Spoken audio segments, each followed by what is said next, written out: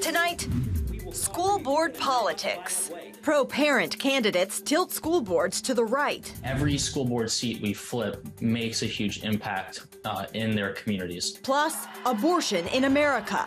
Bans and blocks on abortion access in over a dozen states. And prayers for sale. Well, one of the parts that this conversation often stays is technology good or bad?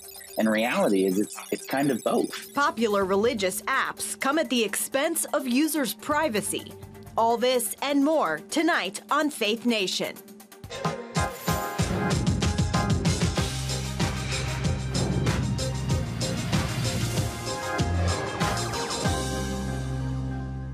Parents' rights and local school board races playing out at the polls. Thanks for joining us for Faith Nation. From Washington, I'm Caitlin Burke.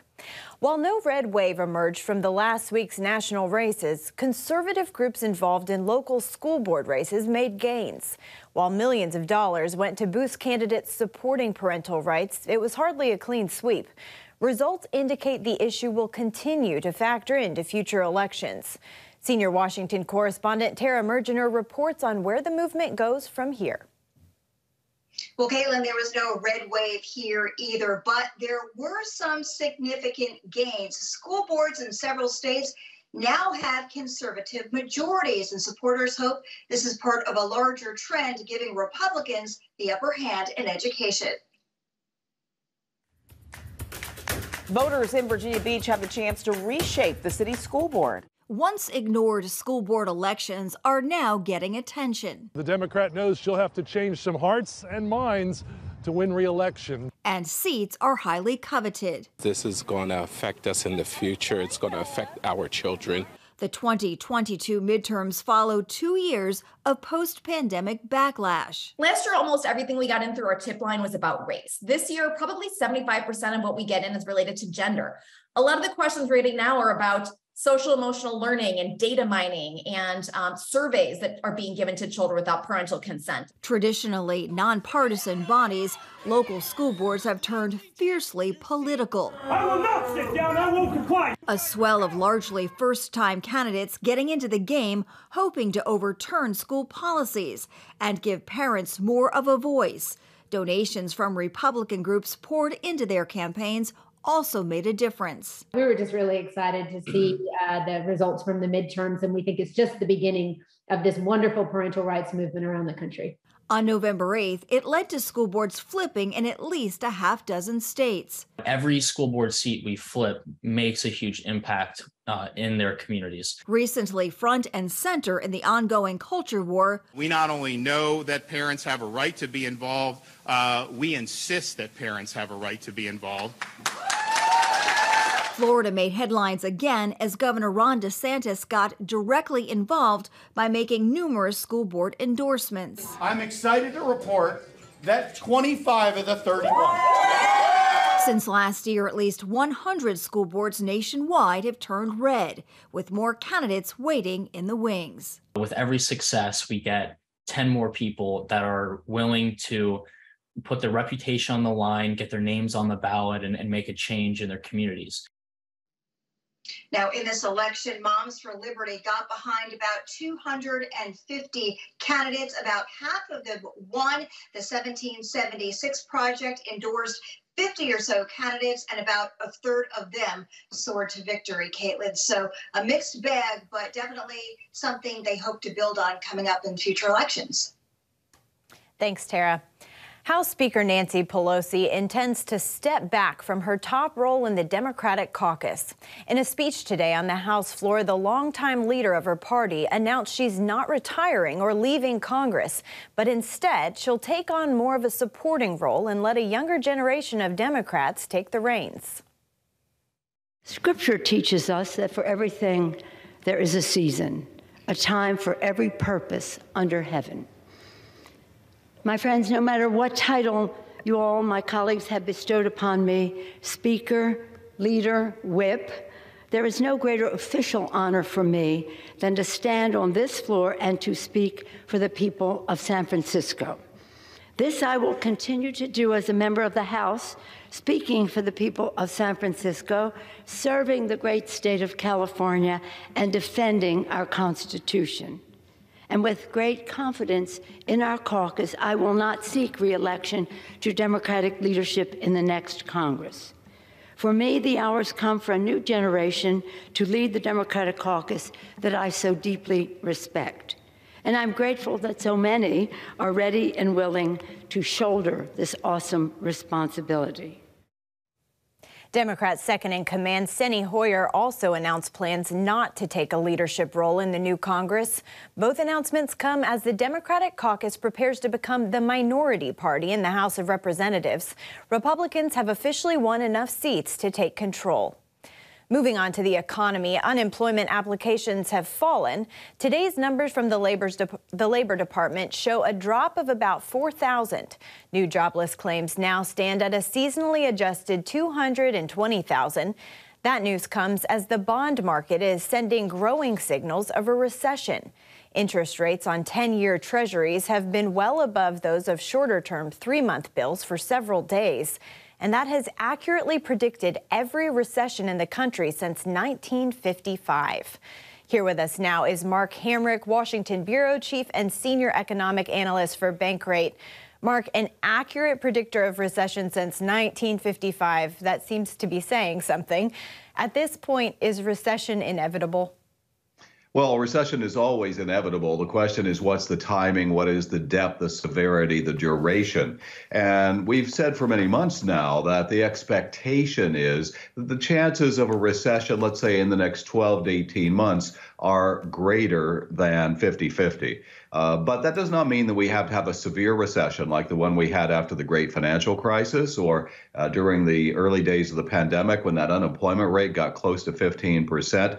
I think most people right now would love to be relieved of inflation. That's been the principal worry for people, and that's caused real stress on households. At this point, a modest recession would almost be better than what people have had to deal with for a year and a half. In recent days, we've seen big layoffs at Amazon, Twitter, and Facebook's parent company, Meta. But unemployment applications are still falling. What does that say about the job market? Well, first of all, yeah, we've had about 30,000 job cuts announced from those three tech giants alone. We know Elon Musk has been playing a role with respect to Twitter, which is sort of its own story. But some might say that the sharp slowdown in technology was, in a sense, long overdue because we have seen such amazing growth for the tech sector here for so many years.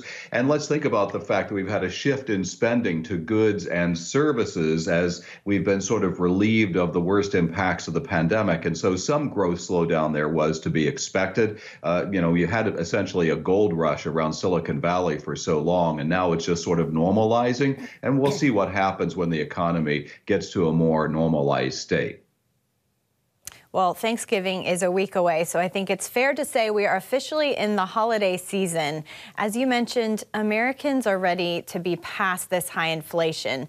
Do you think that Americans will be spending a normal amount on holiday shopping this year?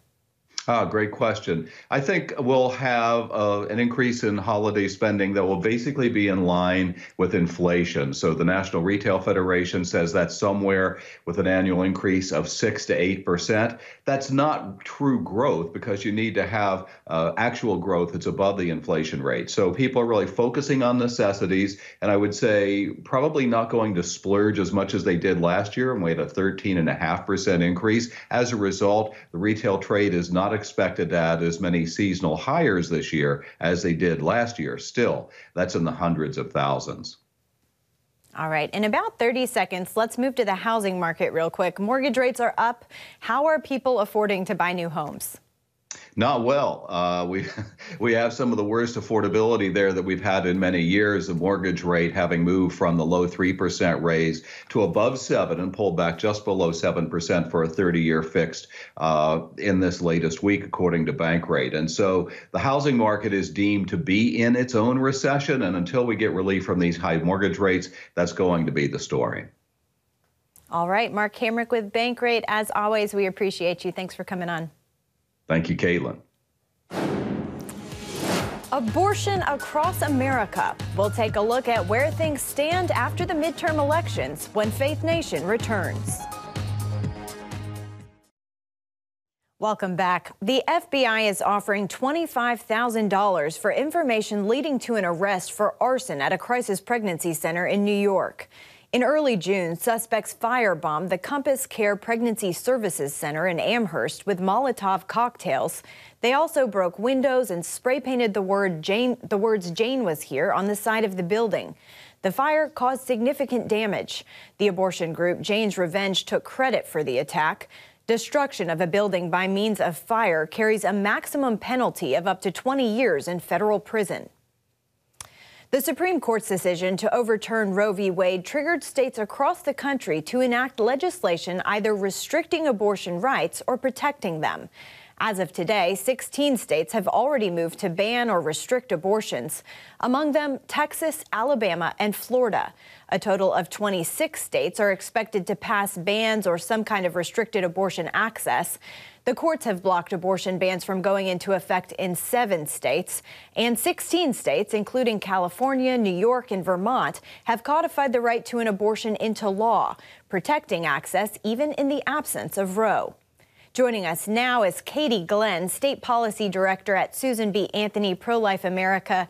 Katie, state courts are playing a big role in the abortion debate after the Supreme Court decision.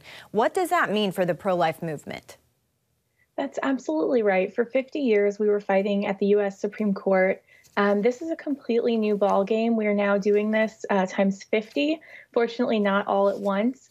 But we're seeing some new and creative ideas from judges who just simply support abortion and oppose pro-life laws. This is what we saw in Georgia, where a judge came up with this completely ridiculous idea. We think it will be overturned. The state attorney general has already appealed, but it's going to take us some time to get these good pro-life laws in effect. The Biden administration has also made protecting abortion a top priority. How is that playing out? Well, they've made it clear they see this as a whole of government problem in need of a whole of government solution. This week, we saw they made an announcement that all unaccompanied minors who cross the border and are taken into government custody will be placed in pro-abortion states so that if they become pregnant or if they are pregnant, abortion will be available to them. We know the government is going to be pushing this on those young women. So it's just another example of Democrats in Washington saying abortion is the only option. We've heard young people called the pro-life generation. Post-Roe, is that still the case, or are more rallying around abortion rights? We're still seeing polling that shows an even split, so kind of what America's looked like for a long time. When you dig into those numbers, you see that 72% of Americans, including 70% of women and even young women, would support a limit at 15 weeks, just like Senator Lindsey Graham has introduced, just like my home state of Florida has passed, which, by the way, Democrats are calling a total ban on abortion. 15 weeks, which is where 47 out of 50 European countries are at, they're calling too extreme. We know that's where the American people are, and that's where young women are. Now that Roe v. Wade is no longer the law of the land, does the pro-life movement take a break? Absolutely not. The day that Roe was overturned, we created a website called lifesavinglaws.com. We are updating it every single day so your audience can check it out. They can see what's going on in the states and learn more about what's going on, particularly in their home state. There are no days off for the pro-life movement, and we're really excited about some of the gains we had last week in the midterms that will help us pass more protective laws in states that haven't been able to do so up to this point. How are you feeling about the future of the pro-life movement? I think what we saw on Tuesday was that when pro-life candidates speak about what they believe, when they speak about the humanity of the unborn child, voters react positively. People are with us when they hear our message. So I think that that's, just even more of a reason to get out there and reach every person we can and speak to them about the importance of protecting women and their children in our country. All right, Katie Glenn with Susan B. Anthony, Pro-Life America. Thank you so much for your time. Thank you. The popularity of prayer apps is growing, but beware. When we come back, CBN News investigates prayers for sale. Stay tuned.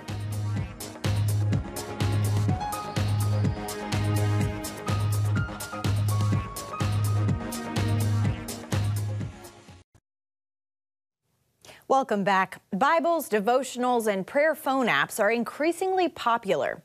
Using them, however, comes with a price. As John Jessup explains, they could threaten users' privacy. The popularity of religious apps on our mobile devices has surged over the past couple of years as people flock online to practice their faith. Entrepreneurs and investors also see this as a potential moneymaker. To use a biblical reference, where the harvest is plentiful. The thought of worship likely conjures scenes like these. As more churches and ministries go digital, my soul leaps. Worship also includes what we see on our mobile screens. There are certain trade-offs in that, is that not only do we get to reach the world for Christ and be able to share the gospel, but at the same respect, we're able to stay connected. But one of the parts that this conversation often stays is technology good or bad? And reality is it's kind of both. Jason Thacker writes about the intersection between technology and faith. He's finding while users enjoy the convenience of, say, reading the Bible on their phones, it often comes with the price of exchanging a trove of personal information.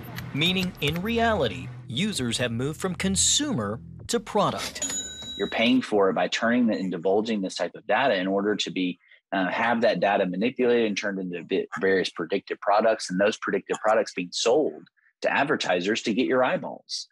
And so that's why you have a free Facebook account or TikTok or Instagram or Twitter. With each download, we potentially give those apps sole discretion of just how much to collect. There is far too much temptation to abuse that. There's temptation to gather too much information, and you already have the information, so why not try to profit from it, or why not try to use it for other things?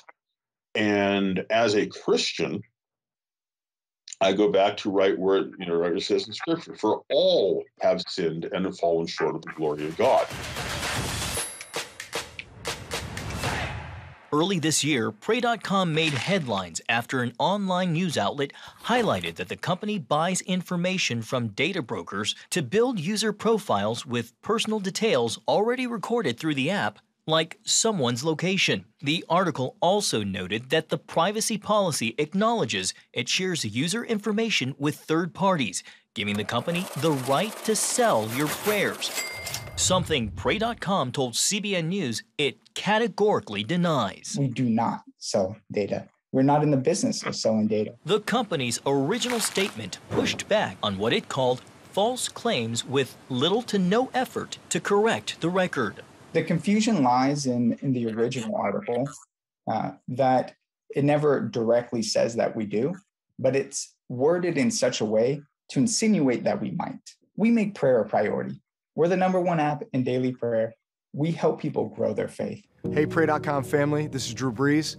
May is Mental Health Awareness Month, so I'd like to share how we connect our faith to this. Pray.com, like some other for-profit faith-based apps, has also drawn scrutiny over big money investors. For Beck, a company co-founder, venture capital funding helps Pray.com fulfill its mission while allowing their financial backers to leave a legacy. Before us, there wasn't a lot of interest in religion because it was a little bit taboo. People were a little scared to venture into it. A lot of people were seeing the value that we can bring to the world, and they're wanting to do something beyond make money.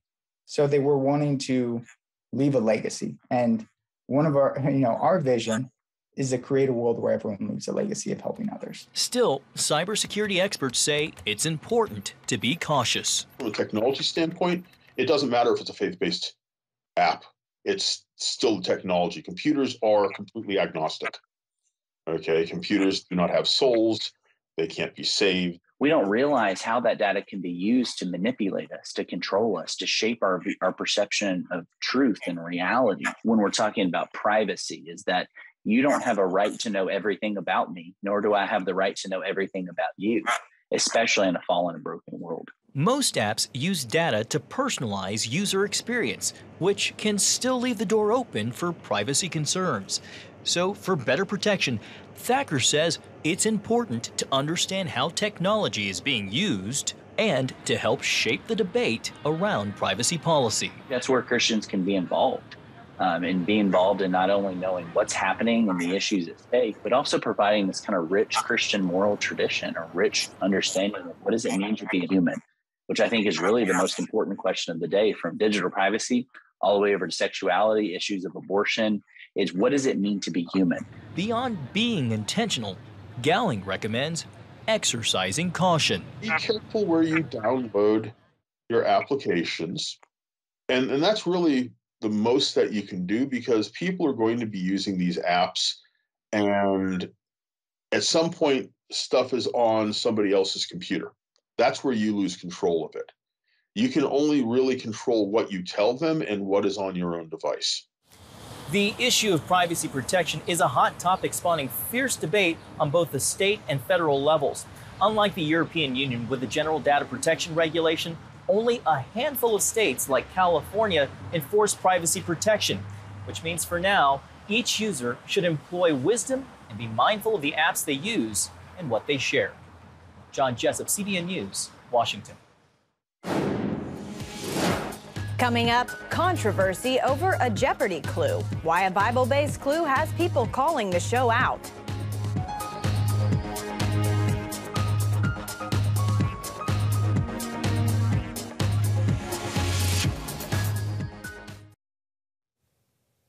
Finally tonight, the popular game show Jeopardy is facing backlash from some Christians. The controversy comes after the final Jeopardy clue at the end of a Tournament of Champions game. The Bible-based question has many wondering if the show's writers know much about biblical history. Paul's letter to them is the New Testament epistle with the most Old Testament quotations. 40-time champion Amy Schneider answered, "Who are the Hebrews?" That response propelled her to another win. But many argue it's not correct. Fans took to Twitter pointing out there's a big chance Paul didn't write Hebrews, some demanding the final results be thrown out. Nonetheless, Wednesday's winner is now headed to the fierce Tournament of Champions finals. All right, we'll see if they end up reneging on that one. That's going to do it for Faith Nation. Thanks for joining us. Have a good night.